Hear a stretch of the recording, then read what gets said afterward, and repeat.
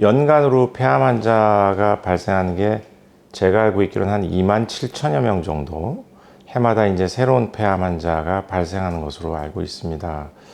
수술에 있어서의 성적은 상당히 향상되고 있는데 5년 생존율로 나타내죠. 처음부터 전이가 동반된 4기 비소세포 폐암 또는 소세포 폐암의 성적이 그렇게 저희들이 만족할 만한 수준으로 향상되고 있지는 못하다는 것이 이제 가장 중요한 이슈가 될 것 같습니다. 폐암에서는 다른 폐암을 일으키는 다른 유전자 변이들이 있다는 것이 이제 알려지게 되었죠. 이제 중요한 것은 이러한 유전체 검사법의 발전에 발맞추어서 그러면 유전자 변이가 찾아지면 거기에 맞는 약들이 다 있느냐? 그거는 아니죠. 그거는 아니고 아직까지도 그런 유전자 변이에 대해서 거기에 맞는 맞춤형 치료를 할 수 있는 정밀의료를 구현할 수 있는 피부치료제는 제한적이다.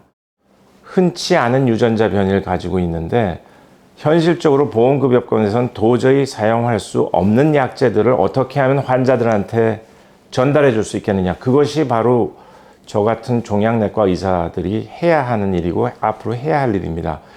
많은 사람들은 임상시험 하면 되지 하지만 임상시험이 모든 경로를 다 커버해 주는 그런 치료법은 아니지 않습니까? 제한적이니까 전신적인 전이가 있는 폐암 환자한테 3개월 내지 4개월을 기다려서 약을 타먹어라?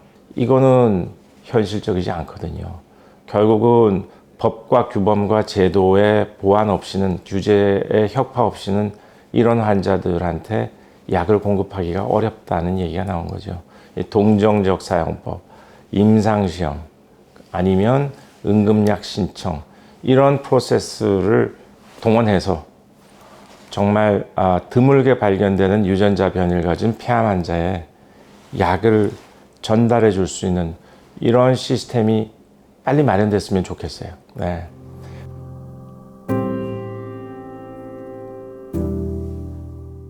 제일 안타까운 건 두 가지인데 급하게 입원을 해야 되겠는데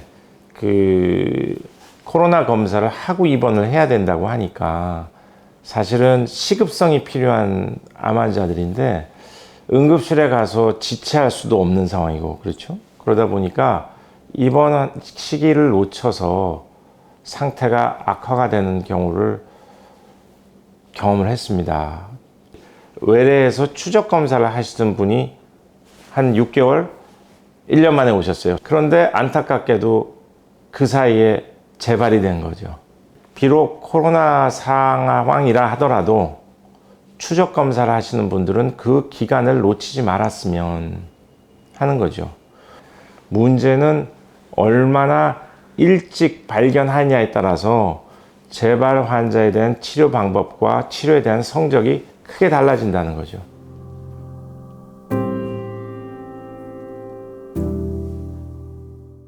제일 역사가 오래됐죠. 제가 서울 성모병원에서 협진팀을 가장 처음 만들었습니다. 미국의 코넬 대학에 있으면서 이 협진회의 하는 것을 보고 왔거든요. 협진을 회의하기 전과 후를 비교했을 때 논문에서 보면 무엇이 가장 차이가 있을까? 정확한 병기, 정확한 기수를 진단할 수 있다는 것입니다.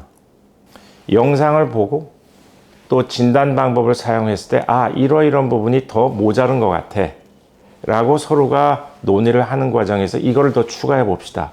저걸 더 추가해 봅시다.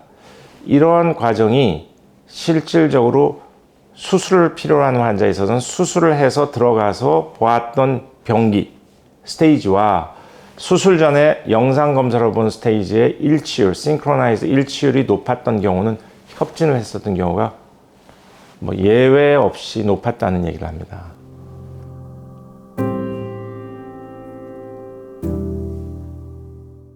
첫 단추를 어떤 의사에 가서 어떤 치료 전략으로 가느냐가 중요한 것 같아요. 환자를 보고 진단했을 때 그러한 치료에 대한 전략을 올바르게 세울 수 있는 것이 그 환자의 운명을 결정짓는다. 그렇게 얘기하고 싶어요. 종양내과 의사들은 뜨거운 마음, 열정, 차가운 머리? 이런 두 가지가 좀 필요하지 않을까 하는 생각이 듭니다. 오케스트라의 지휘자, 치료에 대한 전략을 짜는 데 있어서 사령관 역할을 하려면 여러 과에서 무슨 일을 어떻게 생각하고 어떤 것이 최신지향이고 무엇이 기본인지를 알고 항암제에 대해서 공부를 좀 했으면 좋겠다. 페트롤 타워 역할을 해야 된다는 거죠. 좋은 후배들이 제 얘기를 들으신다면 기초와 임상을 알게 되면 분명히 길이 보입니다. 자연스럽게 새로운 신약에 대한 타겟이 발굴이 되고 이 타겟에 맞는 신약 개발에 아마 관여하시게 될 겁니다. 그런 부분 사람들이 많아진다면 저는 우리나라 바이오 산업의 미래는 너무나 밝다.